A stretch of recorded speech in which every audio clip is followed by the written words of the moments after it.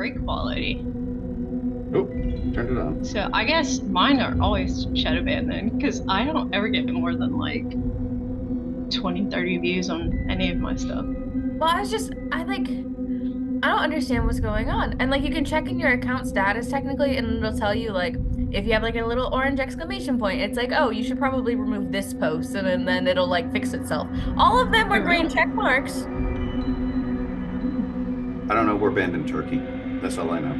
Yeah, the podcast is in fact banned in Turkey. Fun fact. Why are we Why? banned in Turkey? Why? Because we once showed a international 2-minute flight. clip of Finding Bigfoot. Yes, Why is that banned in Turkey? not a clue. Fun fact, So, yeah. though.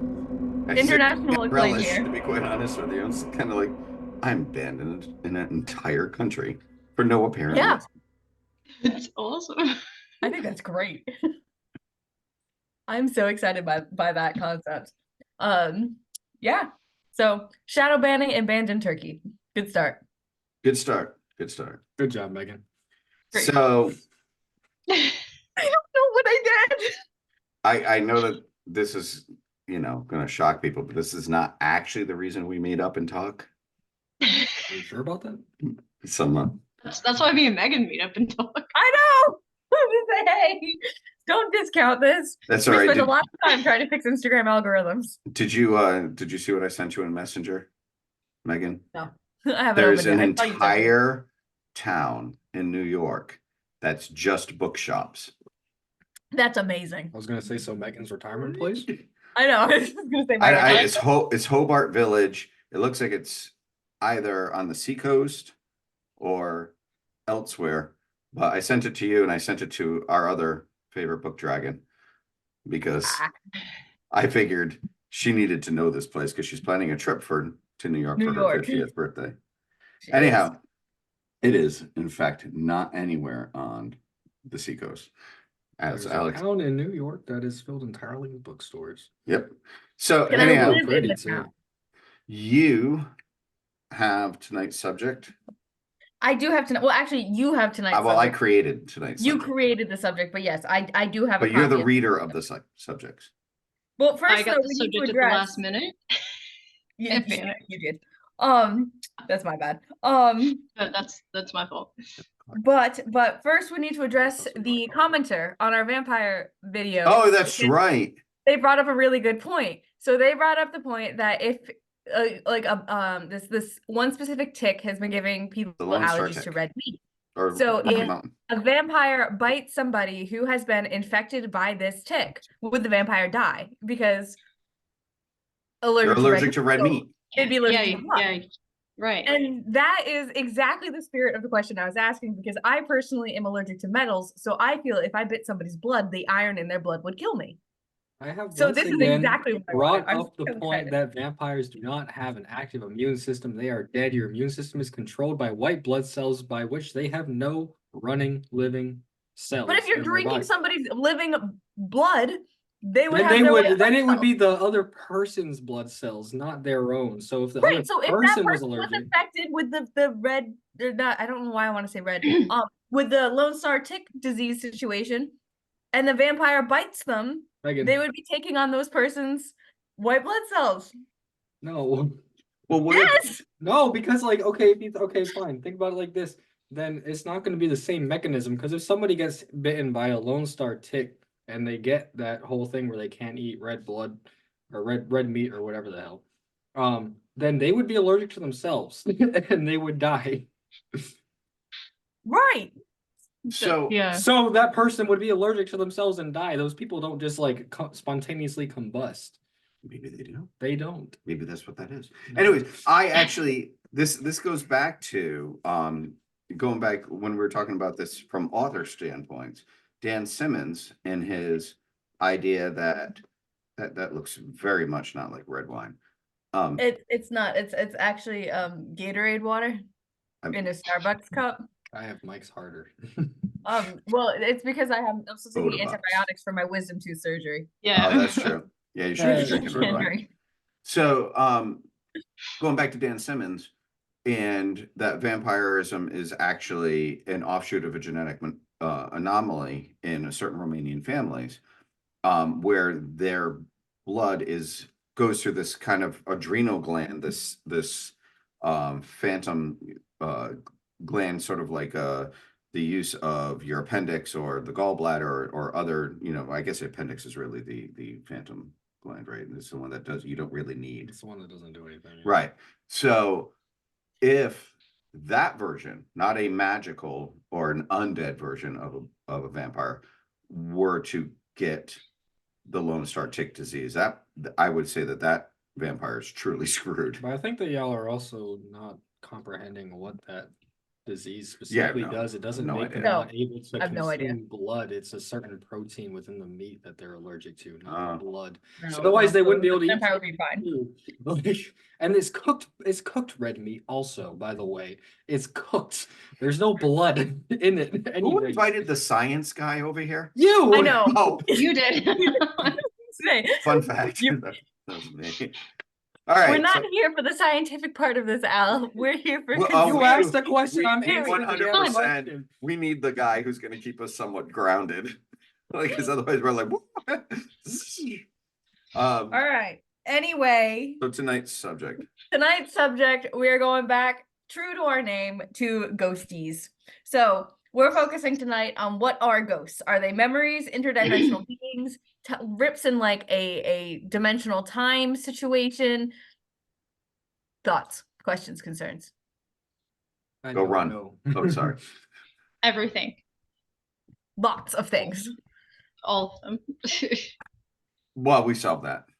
We'll- Okay, well, go. that's it then. Done. what we should do Okay. is we should have had like Grant Hawes from Ghost Hunters International on here with us, and he'd been like, and scene. I was gonna say he'd have been like, there's CGI. Yeah. That's how our goes. Oh, so having had some spiritual activity in my lifetime, I don't discount the idea of remnant souls.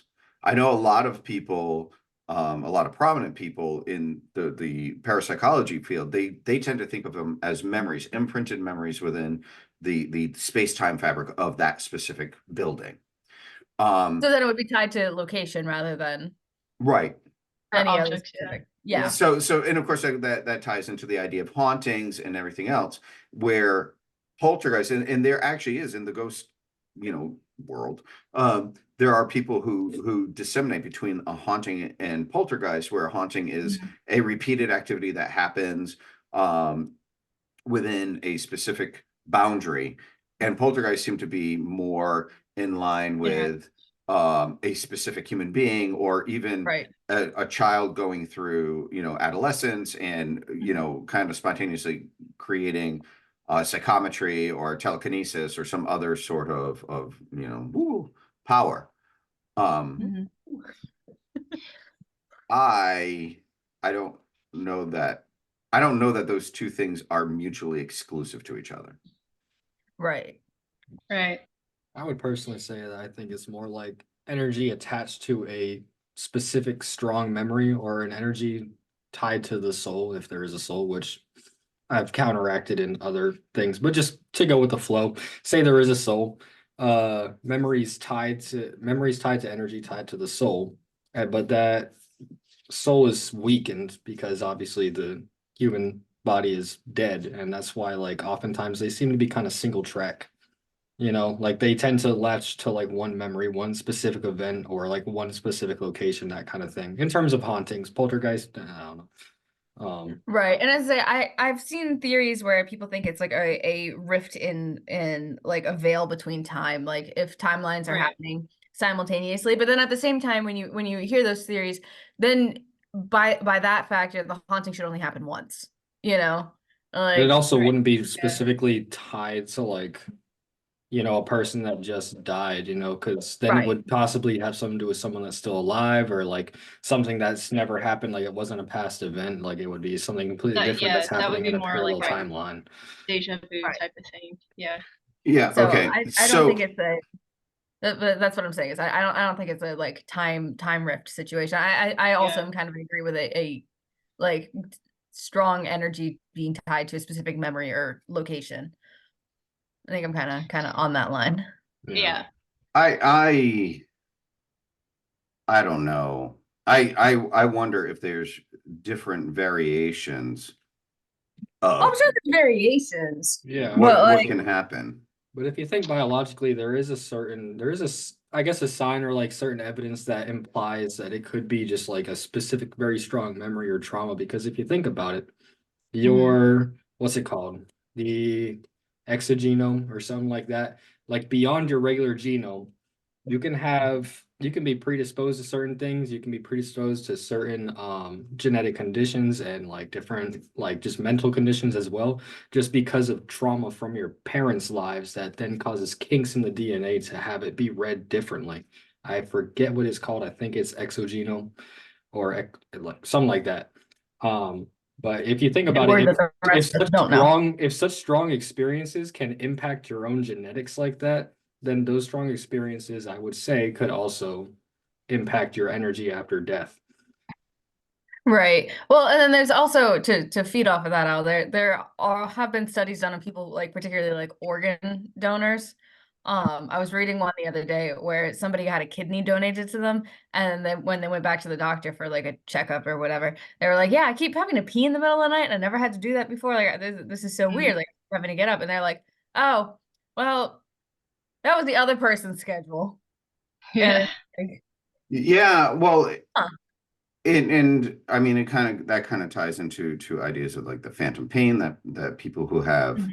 had, amputations happen. Amputated I mean, limbs. I think Yeah. I think we can come from a standpoint of there is no culture that I am aware of on planet Earth that doesn't have a tradition of ghosts and spirits. Like I don't think so. I cannot think Right. of one off the top of my head. Um, and as such, clearly people are experiencing these things. There's so many. I actually just, he was right. It's epigenome. That's the term. I forgot it. But the other side is like, even just kind of quickly polling Facebook friends. Um, Granted, a lot of the communities that I'm a part of on Facebook kind of precludes the woo kind of people. However, there are, to a person, I could not find a single person who said, no, there are no spirits. No, there are no ghosts. They're all just phantoms. They're all just things that people think that they see versus things that they actually do see. So that belief system is extraordinarily high.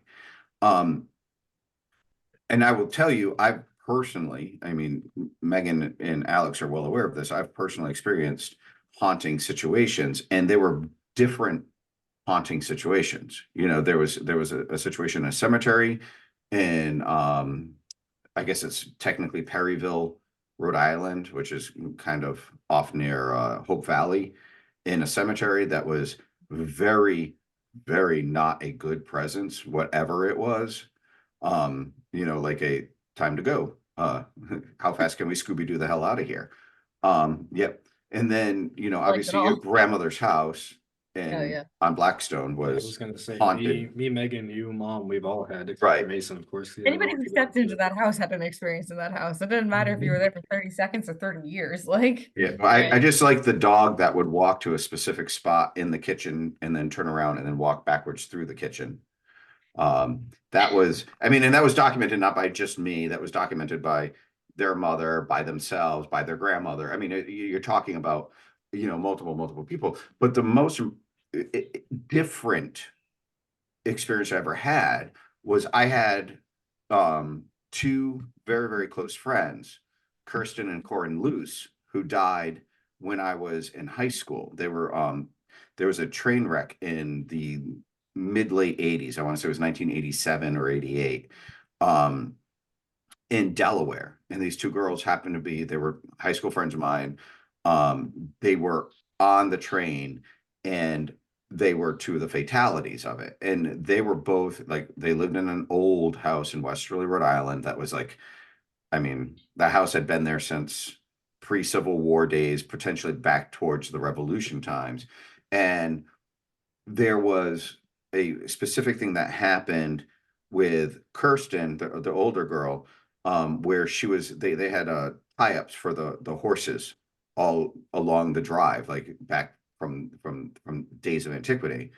And she was standing on top of one of them, and it had been a Halloween night, and she was dressed as a witch because she was a self-styled Wiccan, and she had it pulled around the cloak around her, and it had been blowing bad, and it was, it was kind of an iconic sort of like New England-esque scene. Skip ahead 2, 3, 4 years, I hadn't really thought about the girls at all. And I wasn't driving near the house. I wasn't anywhere around them.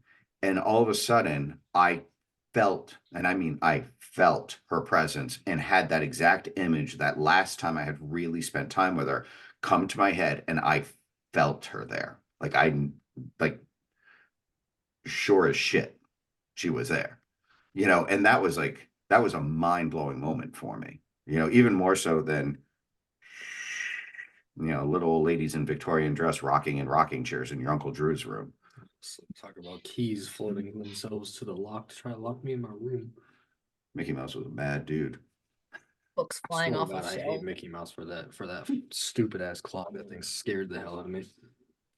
In this room that Alex always had to stay in at our grandmother's house, there was this massive, and I Haunted as mean hell. massive, Mickey Mouse like grandfather clock. That was the creepiest fucking thing you I had a ever theory saw. that if I was ever awake when it struck midnight, I would just fucking die. I just You probably would have and it was already in this like already haunted house, and it just ooh yeah, that clock was creepy in the daylight, like noon daylight. It was Yeah, I mean, if my computer wouldn't freeze, I'd show the picture of the house. But even the house, just from an image standpoint, you're like, address?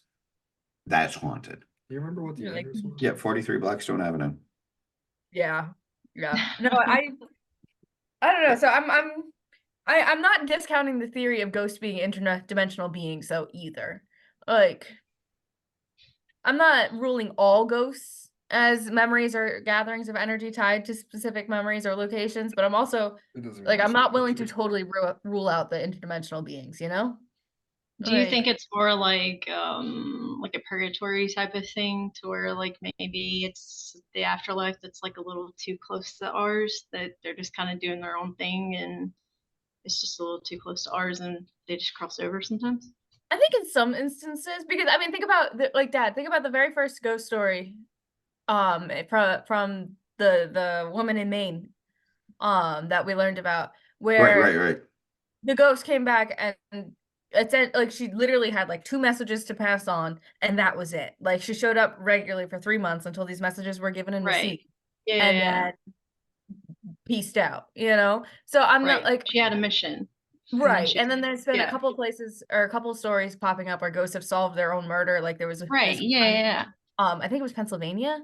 The yeah. husband murdered her, broke her neck, stuck her in a like high necked thing for the funeral, and then she appeared to her mother and was like, something's happened here. So they actually dug her up, checked, like Okay. on the mother's insistence, saw that her neck was broken, and the husband was arrested, and then she was never seen again. So like in those instances, I could be convinced that it's some form of like purgatory interdimensional situation. Yes. Isn't that also similar to what happened at the fort in your least favorite Floridian Yes. city, St. Augustine. St. Augustine? St. Augustine. Yeah, wasn't that the San Marcos Creepiest city in the prison? world. They ended up Yeah. digging up the body of the Yes. lady who Poisoned. Yes. ran away, Yes. and she Yeah, didn't. she had been poisoned by it was a Her commander. husband. Yeah, well, yeah, but he was a commander or a general, Right. and then he had poisoned like 3 other women too. Like it wasn't just her. Right. There's also you been know, a lot of stellar. stories of haunted prisons where the ghosts of prisoners will expose like doctors or wardens or whoever treated them Right. terribly and ended up killing them. Right. So I mean, like that's not tied to a specific event. Like it is in the extent of it's tied to their death, like they're trying to get justice for it. But then But then they're they It's don't gone. keep tied to coming a back. person. It's tied to a person. though. Right. It's really But- more tied to like, I don't know, like settling their Yeah. souls. Yeah. Well, Not you know, revenge. but Megan just and I kind of were talking on Sunday night, and one of the things that we were talking about, it wasn't so much the idea of purgatory, and being interdimensional, but like, as a Christian who has to struggle between what I have faith in and also what I've experienced in my life. And sometimes those two things are not necessarily jiving, although there are plenty of ghosts that show up in the Bible as well. Right. The concept of heaven as being this floating city in the sky, that's actually a fairly recent, like the Renaissance era belief system. That was never the way it was really depicted prior to the Renaissance and people like Michelangelo and illustrations. What if that is actually what the afterlife is that your energy or your soul, whatever you want to use for the terminology, goes on to this other dimension. But if you have, like, frankly, shit you got to deal with, you can come back. I mean, think of like even does this fall into the concept of ley lines, and like those ley lines, they always talk about like that's a way that the Fae can get through, that other things can get through. Well, and that's what I was What gonna if say that's too, where is you like bust through? You have, yeah, well, that's what I was gonna say, because I mean, legends have persisted forever about Halloween night and everything, and the veil being thinner those nights, or certain like celestial events. Like, it wouldn't surprise me if that is like if there is an afterlife. I could see it being another like dimension almost, like, just because I don't have a better word for it. I mean, because even if you look at like the older descriptions of like hell and purgatory, they've got layers upon layers upon layers. Like, I can look up in the sky. Like, it'd have to be another dimension, because I mean, otherwise, where the hell else would it be? With how much we can see of space and everything, we would have been able to see heaven at some point. Yeah. Right. So that's what I'm saying, though, is that's why I'm not discounting a like interdimensional situation, because like those ghosts who are there to settle some form of justice or simply cannot move on, like in the moment of their death, like their energy isn't necessarily tied to like, they're not like the ghost that's haunted the mansion for 200 years going up and down the stairs. Right. Well, even in that instance, I wonder, like the ones that are seen as a revolving thing, something that you see often, and if you wait here until 9 o'clock at night, then General Stanton's going to show up. But I'm thinking more like, I forget the name of the bar, again in your least favorite Floridian city in St. Augustine, where they have a chair that is roped off for the ghost, because if they let people sit in his chair, he gets pissy and starts throwing shit around. But if nobody sits in his chair, he doesn't really do that. Most definitely sit in that chair. Just well, but and there's stories about that in theaters. I mean, you and I experienced like, that at Mishler. Well, I mean, in like theater cases, sometimes I don't know if it's necessarily tied to the theater or if it's tied to the action of being in the theater. Like, like they like, so some starlet liked being on the stage so much that she can't give it up even in death. Like, the idea of being on the stage is more appealing than moving on to an afterlife. For the St. Augustine guy, like, he literally went to that bar every single day of his entire adult life. Like, this is kind of depressing. Where else would he go in his death, So I would like to then point out too, on the same realm of like the whole extra dimensional type deal, because of course there is more dimensions beyond the 3 dimensions that we can see and perceive and interact with and everything like that. Oh man. So then if it is just like not even like a different like a whole different dimension, how people are like, oh, like parallel universes and stuff like that, like even if it's not something like that, more so it's just like, oh, they can access the 4th, 5th, 6th dimensional plane and navigate that.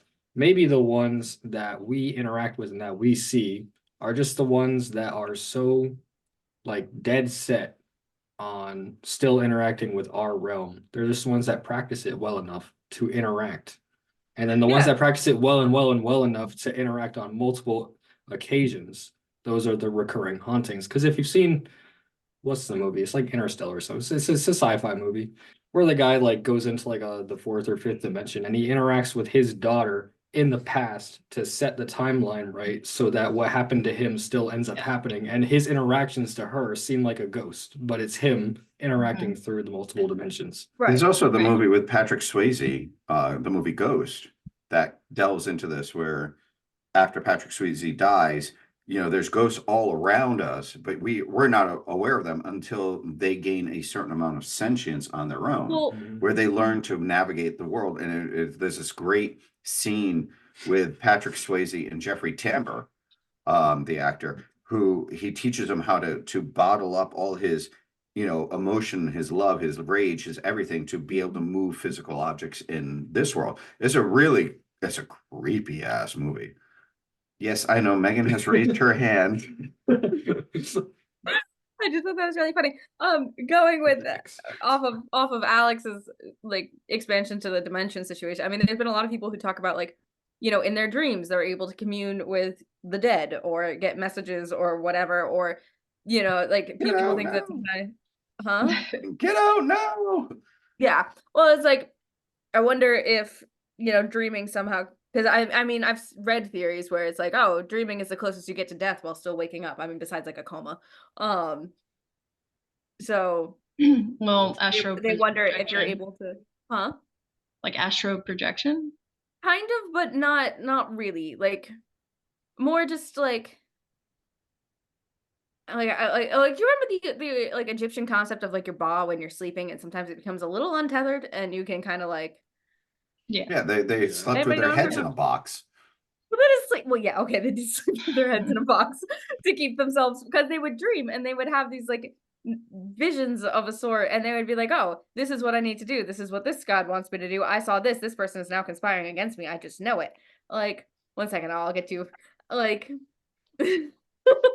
um, so I'm wondering, because Alex was saying like, these ghosts that we interact with are just the ones who have practiced enough to be able to be seen in our dimensional playing field. So I'm wondering if dreams can give you a brief window into the others. Al. So I would like to say we definitely, I mean, I don't know about we, but I definitely know that dreams have some kind of, I don't know, something to them, because as we know about my lovely little thing where I had that dream that my crypto thing would fly Oh up my and I God, wouldn't be the able to time we almost claim became it. billionaires. And then that happened like a week later. I am firmly dead set that there is something about dreams, because we've also all had like something happen in our life where we're sitting there like, I had a dream about this. And it's not just like that feeling of deja vu. It's like you can firmly remember that dream and you remember exactly like how it happened, what the differences were, but how like the whole event is still pretty similar. Because I've had more than just that crypto thing happen. That was the most like just straight, yep. I think we thing. need to expand on the crypto thing real quick, otherwise it doesn't make a lot of sense. Alex, dearest, had a dream that, because Alex was dabbling with investments, and so he had a dream that one of his crypto investments absolutely like took off, and like he like 2 days later he was talking about the stream and decided to check his account, and there was like 500 million Yeah, in the so account. so I had a dream that basically something We're in not crypto millionaires though. something in crypto had gotten hacked. It was a specific one that I had called XRP. And then I wouldn't be able to claim it because of a glitch or hackers or whatever was going on in that dream. And then about not 2 days later, a week later, I was coming back from doing toffee deliveries with Brad, and I checked my account, and it was like 20 million, 60 million, 100 something million, and then 500 million. And then it turned out that it was like a glitch and some weird funky shit had happened, and I wasn't able to get the money. But I had had a dream about that exact same thing. So for The text 38 threads during minutes, this. he was Ooh. worth like $590 million. Yeah. He was the richest guy we ever met. Yeah. Nice. Not entirely true, but pretty close. The text threads during this very intense 38 minutes of our lives were legendary. Like that. I just remember, um, I remember because Brad was the first to know, because like we pulled up and we were in my shitbox Corolla, and we pulled up and I checked my phone and like my face just went, and Brad was like, "What?" And I was like, and he was like, "What the fuck?" So this video is completely not safe for work. I had a dream that Princess Diana died and then woke up and found out she had died. See? Yeah. Yeah. Well, I definitely, I have definitely been one of those people. I lost my mom at a fairly young age. I was only 32 years old. And I definitely found peace in that loss in a dream about her. And I 100% firmly believe that she was in contact with me, Mhm. in Which just lends itself to its interdimensional beings theory here. I tend towards leaning towards that whole interim being. Yes, Chris. So I think me and Megan had talked about this a long time ago on one of my rants, but can you guys hear me? We can hear you, but Frozen. you froze a little. Okay, that's fine. So one of the things that I know, right? One of the things that I had talked to Megan about was that it's funny that like all the ghosts are always like from the 1800s, 1900s, like early 1900s, but you never see like modern day time. And I was talking to her and I was like, there's got to be like this like commonality of like so many different plagues during that time period and almost like too many rapid successions of death taking place. And it just happening way too frequently that like the afterlife was just kind of like overwhelmed, and Like the the court idea system. of reincarnation and just reprocessing the souls and everything that you have to do in that process just kind of got like too overwhelmed. So like people were just stuck here. I can't believe my face keeps getting frozen. That's so funny. Speaking of being stuck. But just kind of just stuck here. So we have this overwhelming amount of like ghosts and souls that are just kind of like hanging out from that time period. And that's why everyone's in Victorian dresses and Or maybe stuff they like just that. want to wear Victorian dresses, you know? I mean, Like, maybe that you shows know, if fire. I Maybe die, those I'm out- gonna put on a Victorian dress and Well, Maybe you know, I'm everybody gonna. nowadays is so chilling. Well, that's up there with and this is going to be a future cast is talking about reincarnation. And it's always amazing to me how many people were Cherokee princesses and Cleopatra. Cleopatra had some multiple personality disorder going on. Nobody was Tom the shit shoveler, you know, like yeah. Oh no, I think I was Tom. yeah, definitely I was too. The way but- my back hurts, that's got to be like generational.